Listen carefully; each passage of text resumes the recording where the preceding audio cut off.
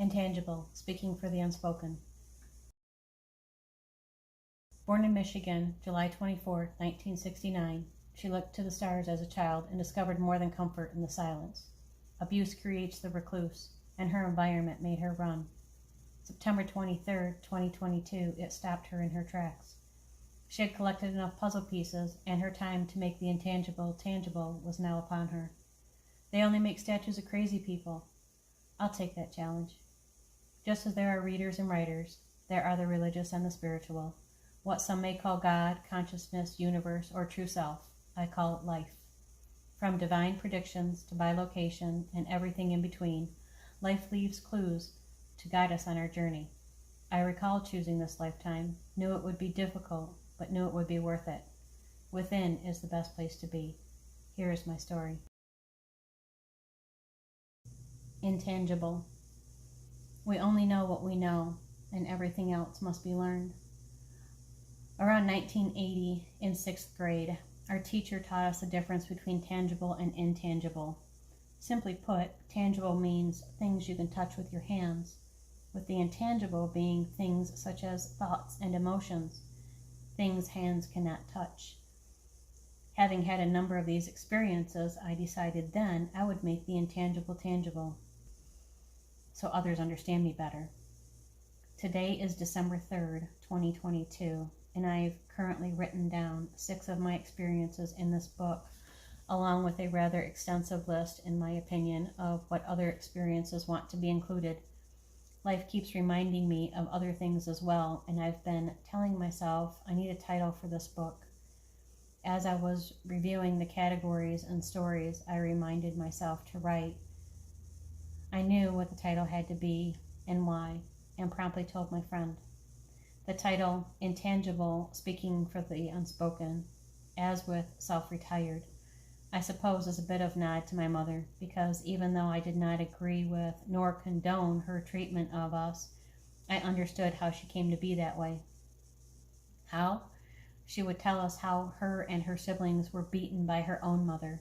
She referenced it as peeling ourselves off the wall when she was done, as she commenced to beat us with various things, for seemingly no reason whatsoever, other than she needed to vent. These were the only times and the only information I really learned anything about her. It now made sense why she'd line us against the kitchen counter and beat us with wooden spoons. If one broke, she'd get really mad and grab another, saying, "Now I have to buy more spoons." Finally, I'd had enough, and one day I turned around to face her and said, "No, just stop beating us." I felt the beating slow after that, but the damage was done. My own father wasn't interested in talking to me or seeing me either. I was his only child. Mom said it was because he was forced to care for his siblings and felt a loss for a part of his own life and didn't want kids. With all the parenting I'd had, that's why I decided I didn't want kids either. I knew nothing. With a lot of forcing in my parents' past, I suppose not fighting back was my way of rebelling. That's how I was able to lay across her lap, bare-bottomed, while she pulled the belt out and commenced with the beatings. I refused to cry, which only made her get madder, but I felt her own crying from within as she relived her mother beating her. Maybe this is all she knows, I justified to myself. The belt came down harder. I winced, but refused to give in to her. Each time she hit me harder, I could feel her strength weak and deflating her. She wasn't getting the same result with me as she used to, and it confused her soul, so I held my ground. "You can't break me," I'd say to myself. She gave up sooner with me, I felt. What point was there beating me if it produced no results out of me? What did I do anyway? I missed a spot on the dishes. They weren't dried and put away before she got home. I was a kid, maybe 9 years old. These were no reasons for beating us. It only encouraged my desire to not be around. Out of sight, out of mind. Got it. Noted. I will admit my older sister got the worst of it by far. She also cried, which I didn't see as helping her in any way, so why should I? The welts from the wooden racquetball paddle on her body were fiercely detailed. I was glad I didn't cry, as she insisted on showing me, or that could have been me too. I know she wanted help, but I couldn't help her. She had to help herself, and finally did. One day, my sister found the opportunity to get back at Mom, and in a way, tried to help her, as she had her picked up for a 3-day psychiatric evaluation while she was staying with her mother after Grandma's stroke. It followed with a day in court to hear the assessment. Amongst many things prior to this, she had been talking to, tickling, and laughing at the unseen ghost of her pet bird on her shoulder. So paranoid of traffic, it'd take her over an hour to drive the 15 minutes home, and had become afraid of mirrors and windows, painting them black because people were looking back at me. I advised her it was her reflection, but found it best to let her be. She still had my youngest sister to deal with, and that in itself was plenty. The deciding factor, I was told, was when she helped organize the pills in Grandma's pillbox after the stroke, because they were all mixed up. I attended court that day to understand more of what was going on. I was behind the officer who followed behind my mother, down the court hall to the courtroom. A fellow officer ahead nodded to him, as if to ask, "What's this one here for?" The officer in front of me pointed his right finger to his head in a swirling motion to indicate that my mother was there because she's crazy. And maybe she was. Her own childhood was pretty messed up from early on as well. The court decided, based on the evidence provided, that my mother needed to be prescribed lithium in order to help stabilize her condition. It solidified in me that nobody seemed to ask her anything, but instead made a decision about her needs based on third-party information, and I could feel her frustration of how much they didn't know about her, yet she remained silent.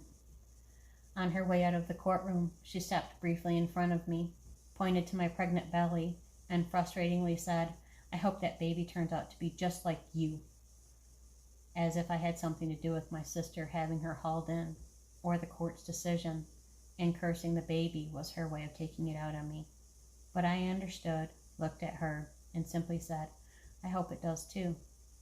I wonder if that's how Hope came to me in the hospital that day when deciding on her middle name.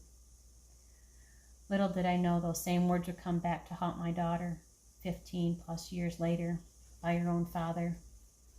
With my own mystical experiences up to that point, married to a narcissist, pregnant with my daughter, and more than enough going on in my own life, it solidified my desire to keep my mouth shut about my own unspoken experiences, even though I felt mine were much different than what I heard of hers. It also directly introduced me to the unfairness of our justice system, which continues to have an intentional agenda of omitting questions necessary for their decision, because it's easier and faster for them to push you along and make a decision based solely on the information of those they are familiar with. Agreements between friends. I don't see the justice in that. It's an unfair battle between the letter of the law, what is written, and the spirit of the law, moral interpretation. Needless to say, my mother chose to leave the state versus taking lithium or anything else, and preferred living like a homeless person many times over the many, many years, such as sleeping in abandoned buildings with no power or water, eventually holding minimal jobs from time to time as she started letting the stress of her own life go. "Nobody is going to tell me there's something wrong with me," she would say, when it was her outside world that had done her wrong. There were many stories I've chosen to leave out of this book to protect myself from anyone getting upset with me over the unfair treatment and disregard of others from my earlier life, or causing unnecessary additional grief to the others who are likely dealing with karma. I have not said anything that I have not told before, but mostly it's to not have to relive those times myself. My PTSD and anxiety are enough that continue to remind me of my past, and I've decided that speaking of all the intangible is important in understanding how this recluse was created. The likelihood others will find and or read this in its entirety is pretty slim as well. That said, I suppose I am here to speak for all those who have been made too afraid to speak for themselves and of the things done to them that created their own state of being.